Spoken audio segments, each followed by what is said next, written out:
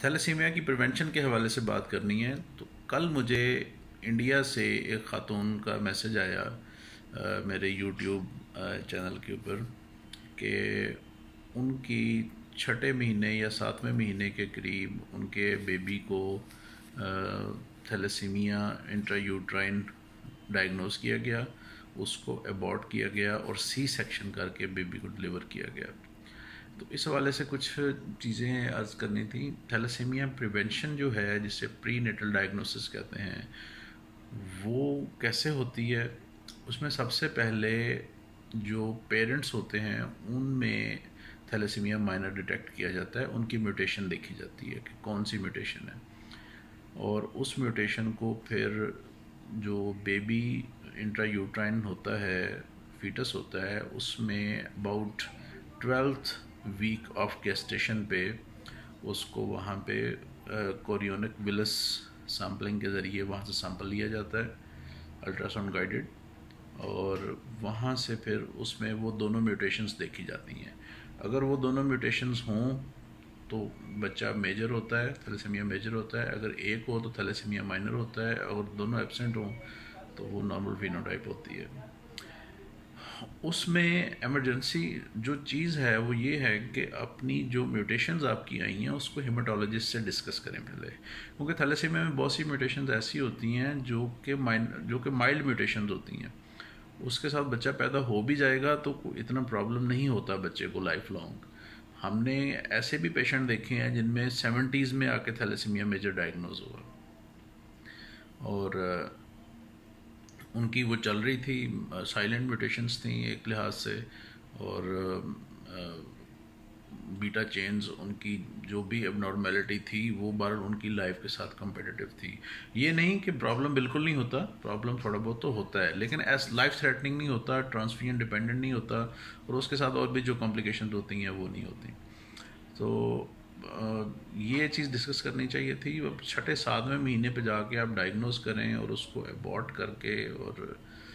تو یہ تو مرڈر ہے، میرا خیال ہے کہ تو جو ڈاکٹر تھا یا جو بھی اس کا فزیشین تھا اس کو دیکھنا چاہیے تھا کہ یہ اس پہ کوئی کنسنٹ کسی کی لے لی جائے۔ دوسری بات یہ ہے کہ اگر فار ایگزامپل جو میوٹیشنز مائلڈ نہیں ہیں، میوٹیشن سویئر میوٹیشنز ہیں، تو اس میں بھی پھر بچے کو پیدا ہونے کے بعد بہت ساری آپشنز ہیں۔ اس میں اسٹیم سیل ٹرانسپلانٹ کی آپشن ہے، بچے میں دوسرے تیسرے سال میں اس کو اسٹیم سیل ٹرانسپلانٹ، اس پہ علیحدہ سے ویلاگ کریں گے اسٹیم سیل ٹرانسپلانٹ کے اوپر کہ اس کے کیا رسک فیکٹرز ہیں اور کیا اس میں چیزیں کس ایج پہ ہونا چاہیے اور بڑے بچوں میں کیوں نہیں ہونا چاہیے، اس پہ بعد میں بات کریں گے۔ لیکن یہ ہے کہ یہ آپشن ہے، اور اس کے علاوہ ٹرانسفیوژن کی آپشن ہے۔ ہم نے بہت سارے بچے دیکھے ہیں، میرے پاس تو میں نے بتایا کہ 500 کے قریب بچے ہیں جو کہ سال کے اندر چکر لگاتے رہتے ہیں، آتے رہتے ہیں، اور روٹین وزٹس پہ آتے رہتے ہیں،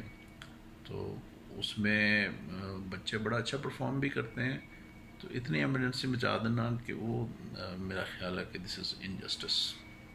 خیر، اب لوکل شاید انہوں نے ڈسکس کیا ہو، میری کوئی ڈیٹیل میں بات نہیں ہوئی۔ دوسری چیز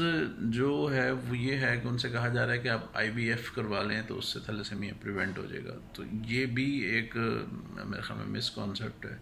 کہ آئی وی ایف میں تو کوئی اس طرح کی آپشن نہیں ہوتی کہ آپ کون سی جین آپ نے لینی ہے اور کون سی نہیں لینی، وہ تو جینیٹک انجینئرنگ کی چیز ہے، اور اس میں بھی ہیومن ٹرائلز تو ہو سکتا ہوئے ہوں لیکن وہ تھیراپیوٹیکلی اویلیبل نہیں ہوگی میرا خیال ہے۔ تو اس والے سے تھا کہ جو پری نیٹل ڈائگنوسس ہے وہ پاکستان میں اور انڈیا میں تھیلیسیمیا کی تقریباً 5 to 7% پریولنس ہے ان جنرل پاپولیشن۔ تو اس میں دیکھیں پھر جن لوگوں کی ہیموگلوبن ذرا کم رہتی ہے روٹین ٹیسٹ کروائیں تو ان کو الیکٹروفیسس پہ جانا چاہیے، اور جس کسی ایک بھی فیملی میں نکل رہا ہے اس پوری فیملی کے جتنے بھی کزنز ہیں، 40-50 رشتہ دار جتنے بھی ہیں، ان ساروں کو پکڑ کے اسکرین کرنا چاہیے، ان کو ڈاکومنٹ ہونا چاہیے کہ یہ اس بندے کو ہے، اس کو نہیں ہے۔ اور اس والے سے تھا کہ جو بھی میوٹیشن آتی ہے، جو بھی ڈیسیشن لینا ہوتا ہے وہ اپنے ہیماٹولوجسٹ سے کنسلٹ کر کے لیں۔ Thank you very much.